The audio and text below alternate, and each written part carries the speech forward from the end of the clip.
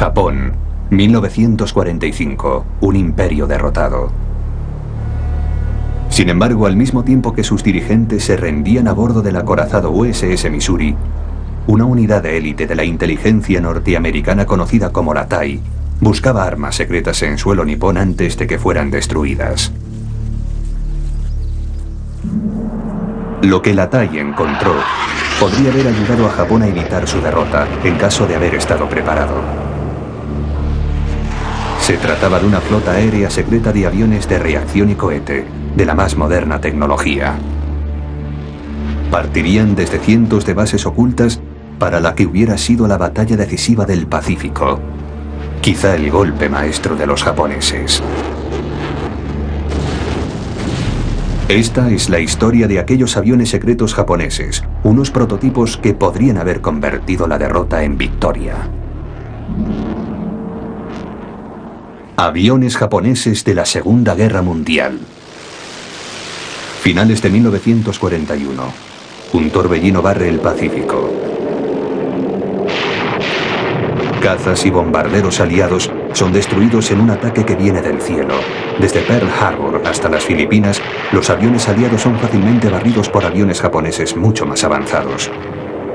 Sorprendidos, los aliados apenas pueden dar crédito a los hechos.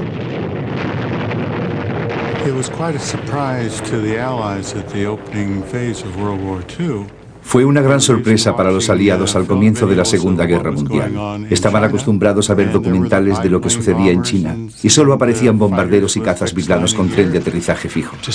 A pesar de haber recibido informes desde China por parte del coronel Claude Chennault, advirtiendo que los japoneses habían desarrollado aviones muy avanzados, dichos informes habían sido archivados y olvidados.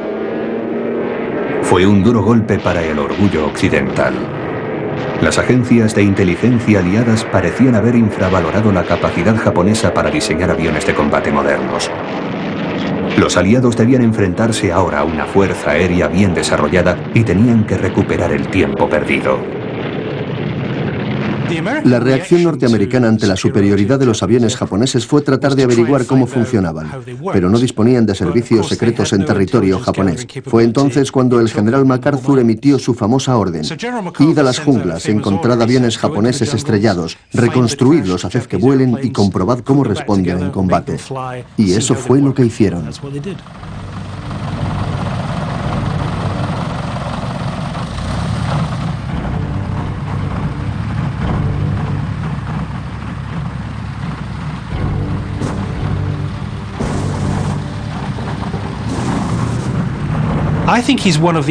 Creo que es uno de esos héroes desconocidos de la Segunda Guerra Mundial.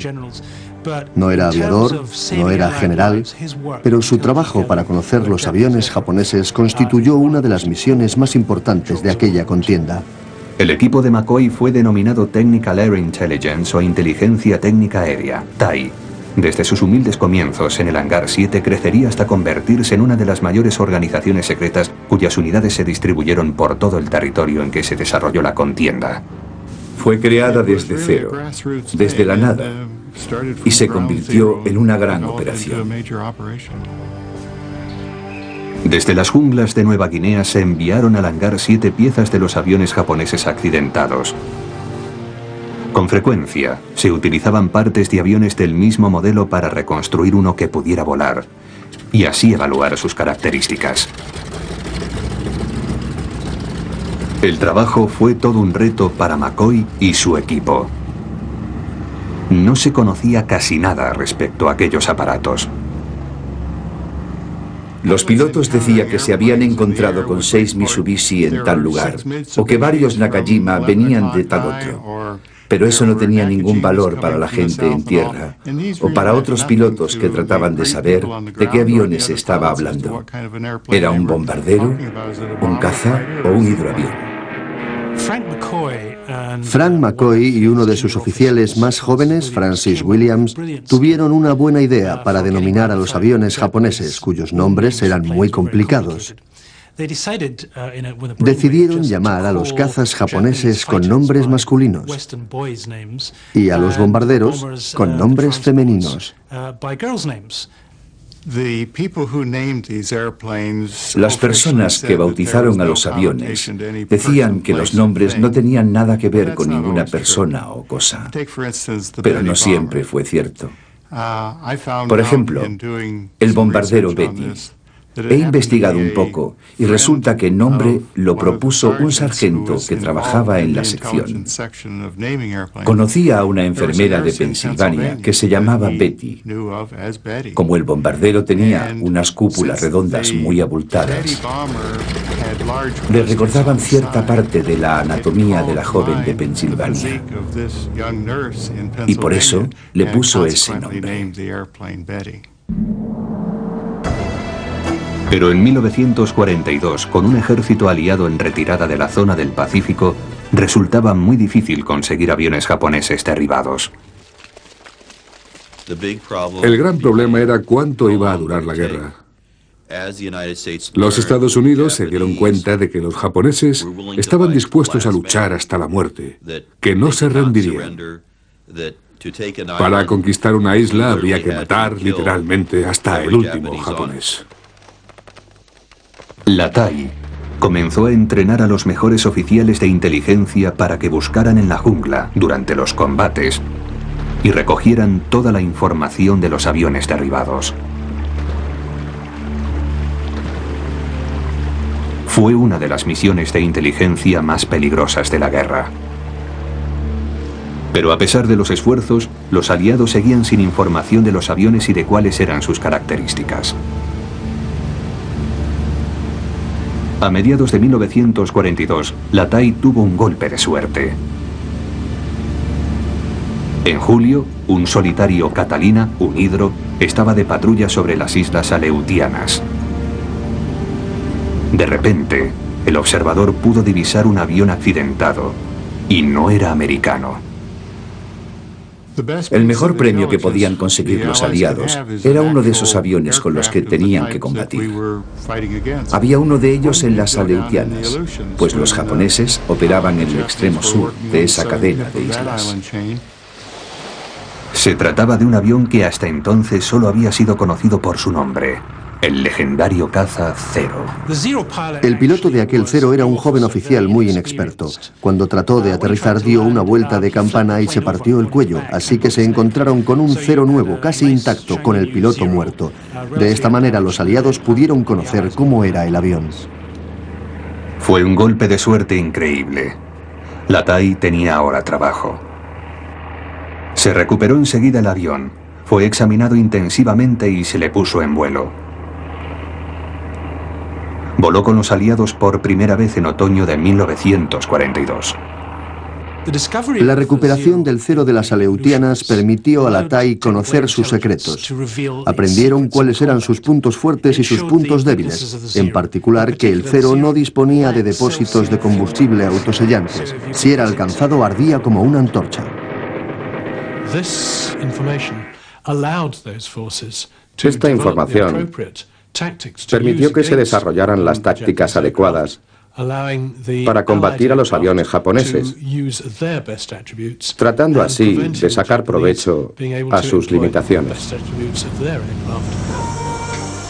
Por primera vez, la TAI tenía una idea clara del alcance de la técnica japonesa. La información extraída ayudó a los constructores aeronáuticos aliados a diseñar aviones que derrotarían al Zero.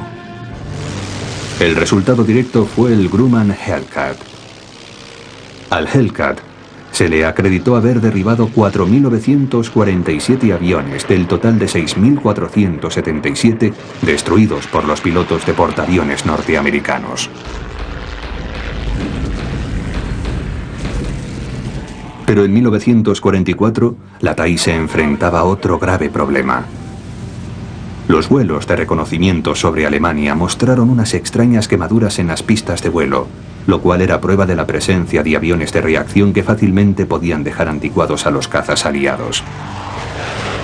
El descubrimiento inquietó al alto mando aliado. ¿Dispondrían los japoneses de la misma tecnología? Se enviaron aviones de reconocimiento a Japón para que trataran de averiguarlo. El resultado revelaría uno de los mayores errores de apreciación de toda la guerra.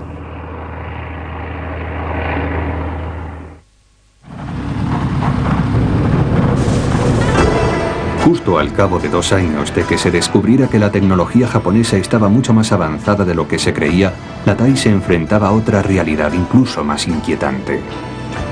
Sin que fuera conocido por los aliados, los japoneses habían empezado a desarrollar sus propios reactores. Hasta que terminó la Segunda Guerra Mundial en el Pacífico, los aliados no supieron que los japoneses estaban preparados para crear aviones de reacción. Fue una gran sorpresa. El primer caza-reactor del mundo, el alemán Heinkel 280, voló en 1941 a los pocos meses del desastre de Pearl Harbor. Los japoneses demostraron entonces su gran entusiasmo por los nuevos reactores. Para ellos, los cazas de reacción eran la clave para la defensa de su nación contra el nuevo bombardero norteamericano, el B-29.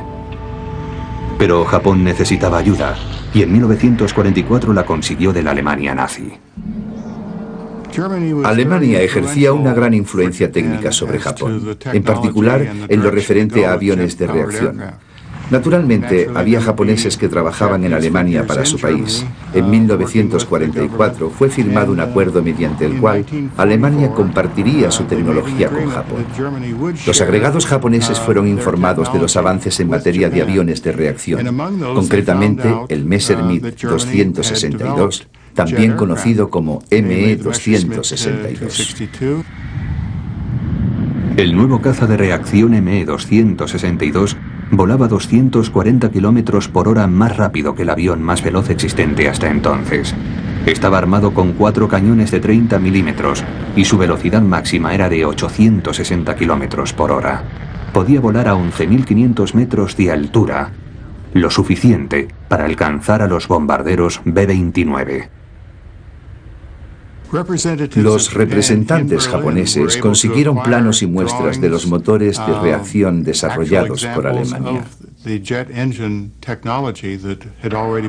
Hicieron los preparativos necesarios para enviarlos a Japón y así experimentar con ellos.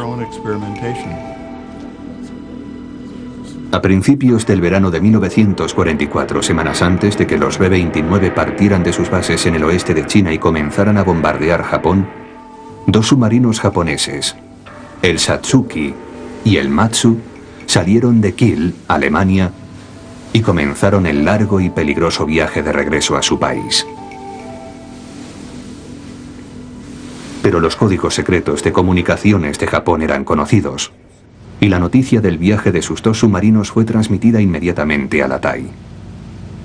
Pronto se dieron cuenta de que los submarinos llevaban planos para la fabricación del ME-262. Los aviones aliados rastrearon los mares en busca del Satsuki y del Matsu. El primero, con su preciada carga, fue avistado y hundido con toda su tripulación. Pero milagrosamente, el Matsu escapó y llegó a Singapur en julio de 1944. El fallo de los aliados al no hundir al Matsu fue potencialmente el mayor desastre de la inteligencia aliada. Cuando los japoneses consiguieran ejemplares o planos de los aviones y motores de reacción, lo primero que harían sería fabricarlos tan pronto como fuera posible para así desarrollar sus propios aparatos. La versión japonesa del ME-262 iba a llamarse Karyu o Dragón de Fuego y sería utilizada por el ejército.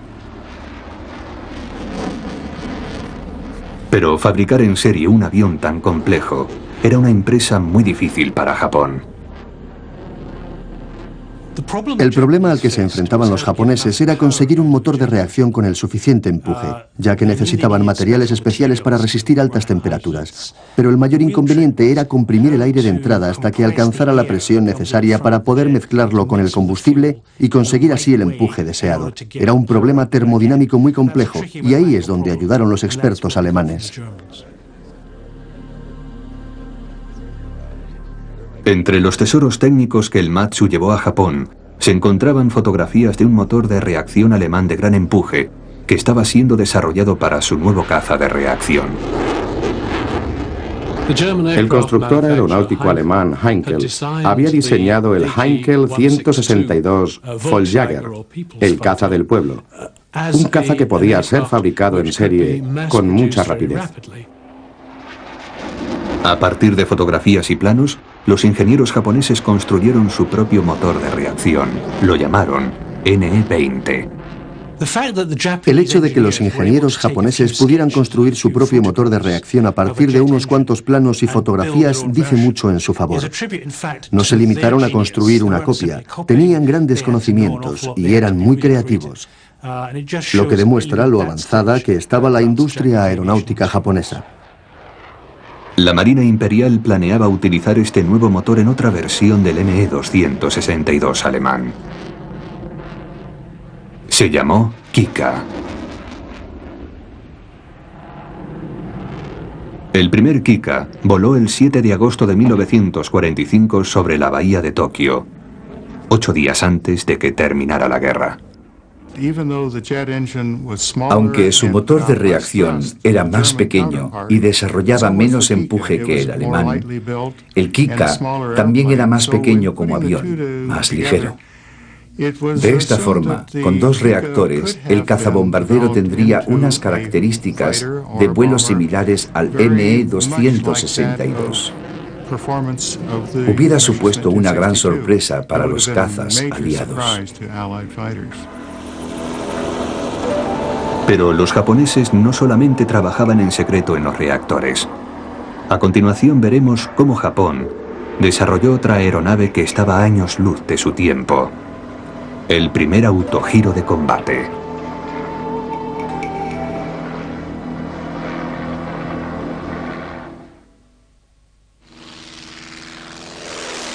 Pearl Harbor es conocido como un intento japonés para afirmar su supremacía sobre los Estados Unidos.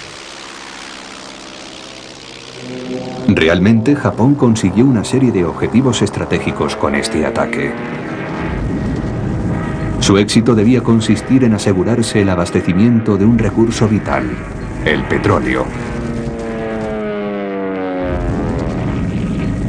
El ataque a Pearl Harbor se debió en parte a su deseo de mantener a raya la Marina norteamericana mientras se apoderaban de los recursos de la Indonesia holandesa. El petróleo era fundamental para la estrategia de Japón en el Pacífico. El embargo americano del petróleo fue la causa real de que comenzara la guerra en 1941. Era una materia prima necesaria para el esfuerzo bélico japonés.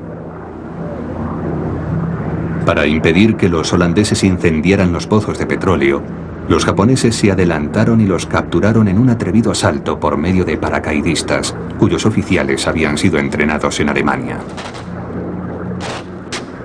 El golpe llevó a los japoneses hasta las costas de Australia y les dio el control de la mayor parte del Pacífico. Las fuerzas americanas prepararon un contraataque inmediatamente. Una guerra submarina sin restricciones privaría a Japón de sus nuevos recursos petrolíferos antes de que las grandes formaciones de B-29 dieran el devastador golpe final. La exitosa campaña submarina norteamericana bloqueó con efectividad al archipiélago japonés, privándolo de alimentos, materias primas y, sobre todo, de petróleo. Las fuerzas americanas empezaron a combatir en el Pacífico, barriendo a la marina mercante japonesa. Cuando sus islas comenzaron a padecer escasez de combustible, los diseñadores japoneses empezaron a pensar en la forma de combatir a los submarinos norteamericanos. El resultado fue uno de los diseños aeronáuticos más avanzados de la Segunda Guerra Mundial.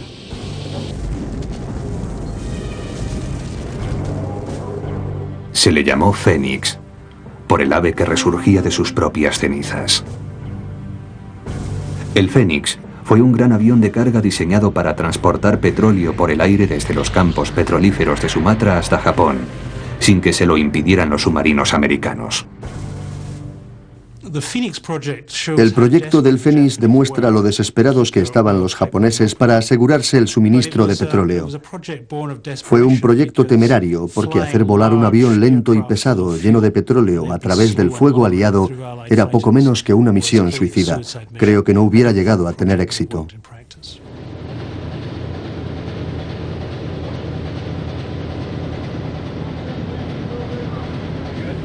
Aguas costeras de Japón. Un solitario submarino norteamericano busca presa. De repente avista un petrolero japonés que lleva una preciosa carga para las fábricas japonesas y los aviones de caza. Inmediatamente, como llovidas del cielo, empiezan a caer cargas de profundidad. Realmente los japoneses fueron los primeros en emplear autogiros en combate durante la Segunda Guerra Mundial. Los utilizaron para dos misiones, como apoyo a la artillería y para la guerra antisubmarina. La primera aeronave de despegue vertical, el autogiro, fue diseñada por el ingeniero español Juan de la Cierva y voló por primera vez en 1923. La prensa la llamó el molino volador. El autogiro parecía un avión, pero volaba como un helicóptero. El autogiro era una forma primitiva de helicóptero. Un primer paso al helicóptero que conocemos en la actualidad. Los japoneses estaban siempre dispuestos a aprovechar todas las novedades que aparecían. En los años 30, el autogiro fue esa novedad. Adquirieron 2 autogiros Kellett en los Estados Unidos. Los llevaron a Japón y evaluaron qué podían hacer con ellos. Los militares se dieron cuenta enseguida de que podían servir como herramienta para la observación, pues tenían escasa velocidad, pero podían aterrizar en muy poco espacio.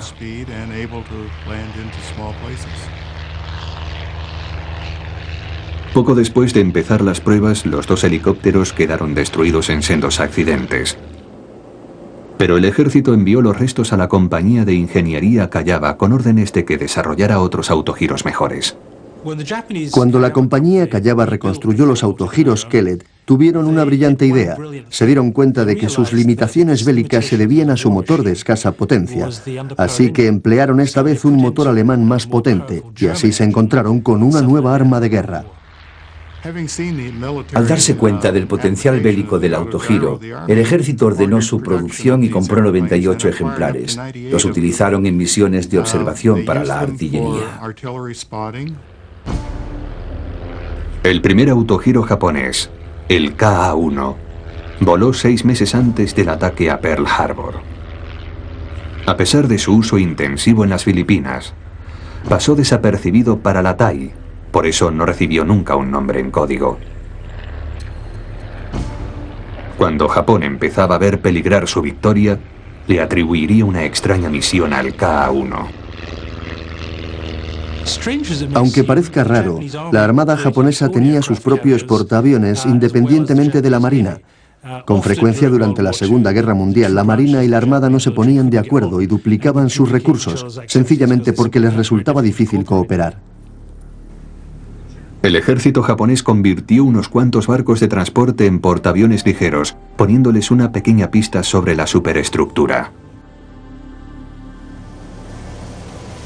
Conforme se acercaba la derrota, esos portaaviones fueron transferidos a operaciones antisubmarinas con la esperanza de proteger los suministros de petróleo. En abril de 1944, el portaaviones Akitsumaru se encargó de transportar a los KA-1, provistos estos con cargas de profundidad.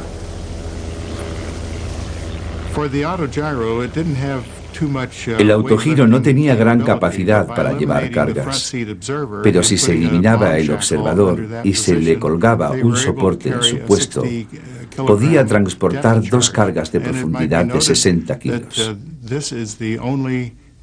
Fue la primera vez que se empleó el autogiro en la guerra. Pero la historia le reservaba algo a la Akitsumaru antes de que los KA-1 pudieran entrar en acción. La nave tenía asignada una misión especial: llevar suministros a bases japonesas aisladas. El 15 de noviembre de 1944, el submarino norteamericano Queenfish avistó a la Kitsumaru. Con sigilo, el sumergible se acercó lo suficiente a su presa.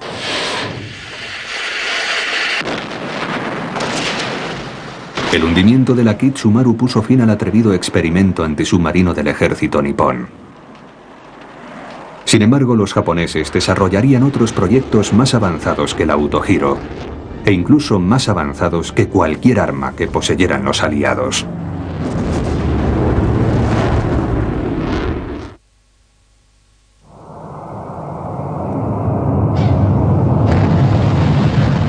...24 de enero de 1990...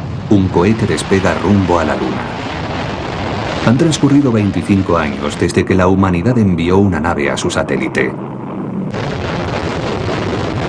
Pero esta vez no se trata de una misión norteamericana o rusa. Una tercera nación había decidido explorar el espacio. Se trataba de un cohete japonés. Las raíces de esta tecnología penetran en la Segunda Guerra Mundial, junto a uno de los más famosos ingenieros aeronáuticos de Japón, Hideo Itokawa. Hideo Itokawa es muy famoso por desmarcarse de los círculos aeronáuticos de Japón. Quiero decir que fue el primero que se separó de la tradicional estructura japonesa basada en el trabajo de equipo. Él reclamó para sí su gran labor en la aviación y por esa razón hasta hoy en día los ingenieros aeronáuticos japoneses le odian. Estamos en 1939. En el lejano oriente, los pilotos de la Armada Imperial están probando un nuevo y excepcional avión de caza. Al principio no les gusta. El avión es el Nakajima Ki-43. Su nombre en el código aliado es Oscar. La Marina japonesa tenía el famoso caza Zero y la Armada tenía otro caza famoso que era el Oscar. Sin embargo, cuando los cazas aliados se encontraban con estos últimos, no era raro que dijeran que se habían topado con los Zero, porque ambos se parecían. A diferencia de otros aviones de la Armada, tenía tren de aterrizaje retráctil. Los pilotos estaban acostumbrados a la maniobrabilidad de aviones anteriores, por eso creían que el peso adicional del tren retráctil haría que la carga alar del avión resultara excesiva. Pero Hideo Itokawa, a cargo del diseño aerodinámico del Oscar, ideó algo que haría de este avión una auténtica leyenda. Nakajima incorporó en dos de sus cazas principales unos flaps que llamaría de mariposa, porque cuando se desplegaban las alas se parecían a las de las mariposas. Dicho flap no solamente servía para el aterrizaje, sino que era también un flap de combate. Con él se disminuía el radio de giro de los virajes. En los futuros combates, el diseño de Hideo Itokawa daría sus frutos. El Oscar demostró ser uno de los mejores cazas de la Segunda Guerra Mundial. Pero conforme avanzaba la guerra, el Oscar también mostró sus defectos. No tenía una gran velocidad de ascensión porque el motor no tenía la suficiente potencia para alcanzar rápidamente a los bombarderos a gran altura como los B-29. Necesitaban otro tipo de interceptor. Ese nuevo interceptor estaba siendo desarrollado en Alemania. Se trataba del Messerschmitt 163 Comet o ME-163 Comet, y estaba provisto de un motor cohete de combustible líquido. Para conseguir una mayor aerodinámica y ahorrar peso, arrojaba las ruedas al despegar. Así conseguía alcanzar los 9.000 metros de altura en 2 minutos y medio.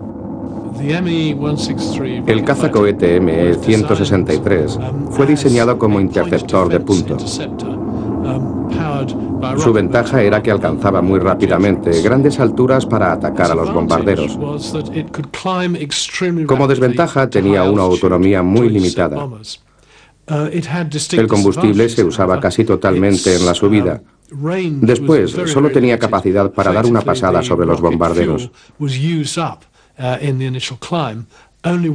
El avión volvía entonces a la base, sin motor, planeando. La Marina Imperial, desconfiando de que la Armada pudiera mantener los cielos limpios de bombarderos norteamericanos, decidió que el Comet era una solución rápida para sus necesidades de defensa.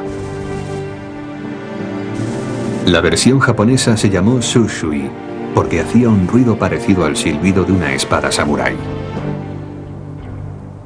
La fabricación del Shushui fue confiada a Mitsubishi, la compañía diseñadora del legendario caza Zero. El 7 de julio de 1945, el Shushui voló por primera vez.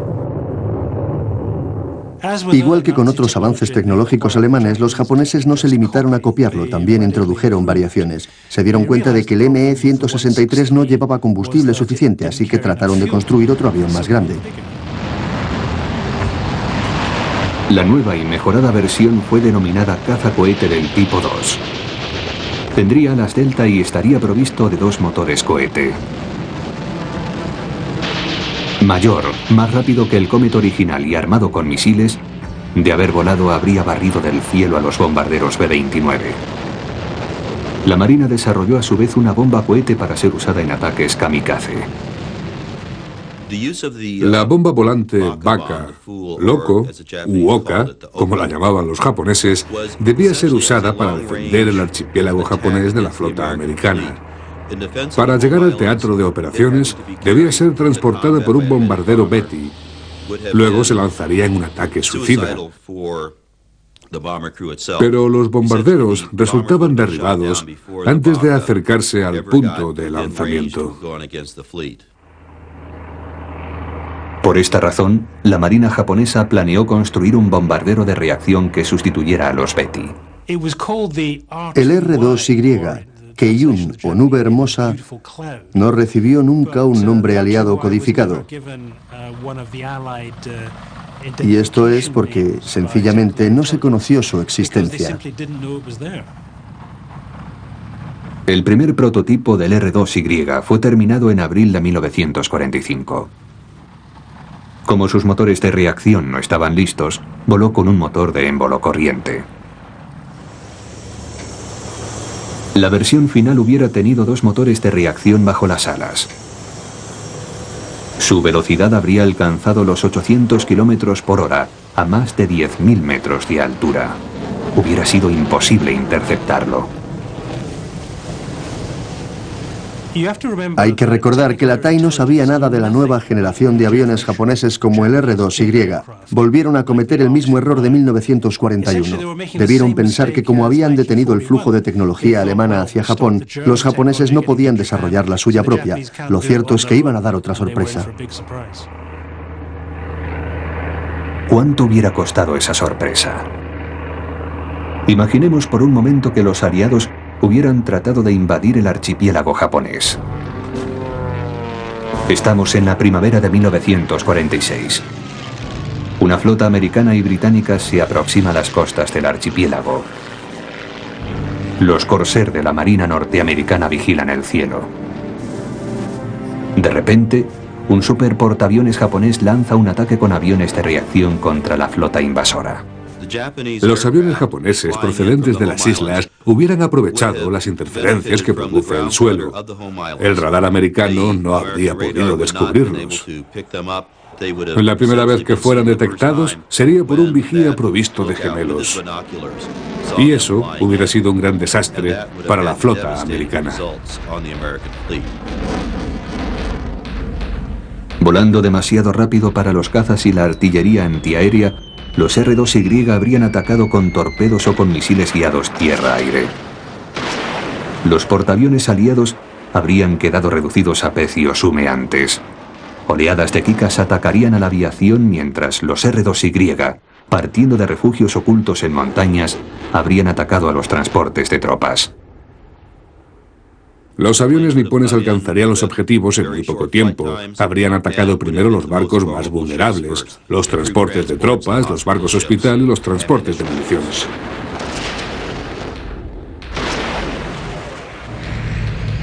Pero la historia tenía preparado un final distinto. Los B-29 fueron los encargados de dar el golpe decisivo. Ocurrió lo que los japoneses tanto habían temido antes de que pudieran volar sus cazas cohete del tipo 2. No obstante, todavía queda en el aire una pregunta inquietante. ¿Cómo pudieron los japoneses mantener oculta su aviación secreta durante tanto tiempo? La respuesta se esconde en las profundidades de la montañosa orografía nipona.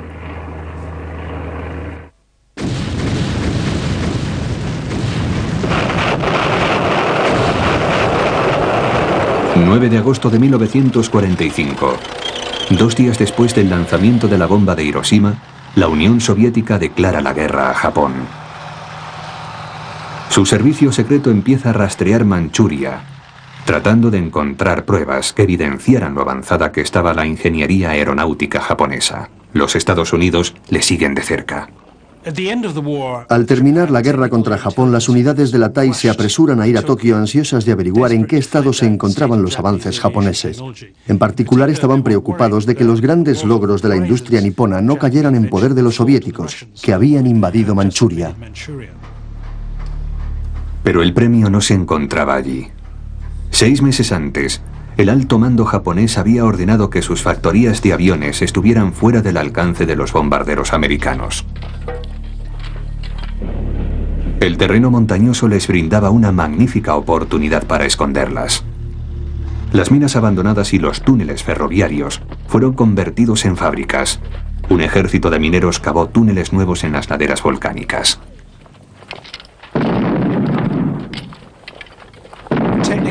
La TAI descubrió más de un centenar de fábricas de aviones escondidas bajo las montañas. Hubieran resultado seguras, incluso contra ataques nucleares. Los militares japoneses habían calculado que aunque no se pudiera ganar la guerra, a los americanos les costaría 1 millón de bajas invadir las islas de Japón, un precio demasiado alto. Bien escondidos en sus refugios de montaña, los nuevos aviones cohete y los reactores habrían causado un gran daño en caso de haber sido construidos. Encontraron una fábrica secreta de la compañía Nakajima con una línea de producción del caza Kika. Más de 25 de estos aviones estaban en la fase final de fabricación. También encontraron otra línea de producción para el bombardero R-2Y. Los hombres de la TAI habían sido sorprendidos de nuevo por los japoneses. Su personal encontró más de 12.000 aviones escondidos en factorías y bases subterráneas, una fuerza aérea secreta que había pasado totalmente desapercibida para el alto mando aliado.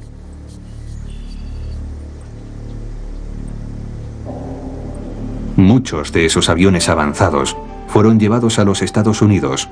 Sus secretos fueron incorporados a los aviones y cohetes americanos de la posguerra. En Japón, los ingenieros como Hideo Itokawa, el hombre que ayudó a crear el Oscar, no tenían ahora trabajo. Por las condiciones de la rendición al terminar la guerra, todas las actividades aeronáuticas de Japón debieron ser suspendidas. Eso significaba que un gran número de personas no tendría trabajo, incluyendo muchos y buenos ingenieros aeronáuticos. Después de la guerra, Itokawa empezó a trabajar en ingeniería médica. Fue el primero en desarrollar un corazón artificial en Japón, pero pronto le reclamaron para la industria aeronáutica. En 1951, Corea del Norte invadió Corea del Sur y la Guerra Fría se volvió caliente. Un año más tarde, los Estados Unidos firmaron un tratado con su nuevo aliado, Japón. Los antiguos ingenieros aeronáuticos japoneses volverían a trabajar en su especialidad.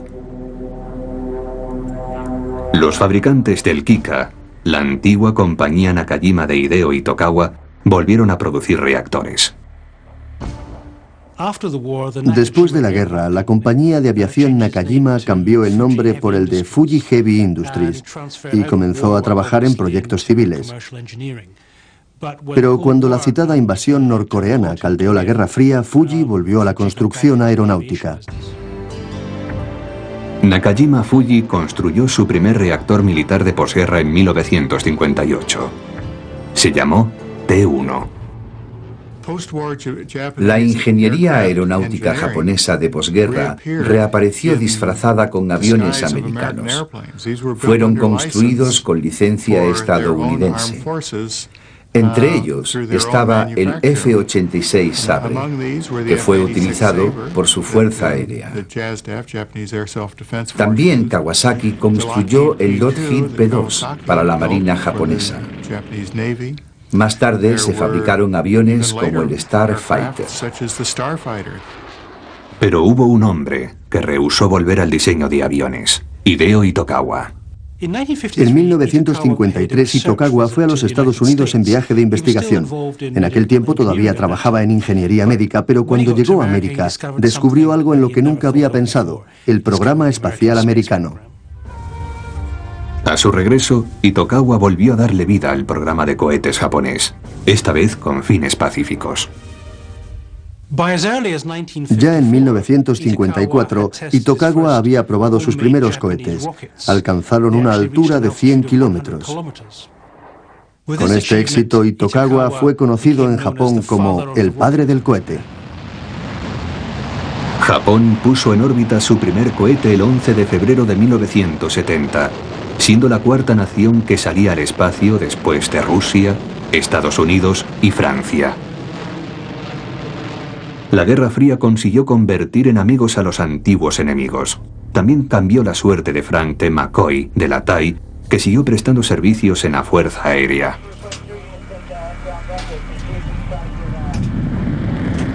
Irónicamente, se presentaron los mismos problemas de identificación que con los aviones japoneses, pero esta vez con los aviones soviéticos. Por eso le encomendaron a McCoy que creara un código de nombres de aviones rusos para la OTAN. Hizo que los nombres de los aviones empezaran por la letra que designaba su misión, por ejemplo, la B para los bombarderos, como el Bear.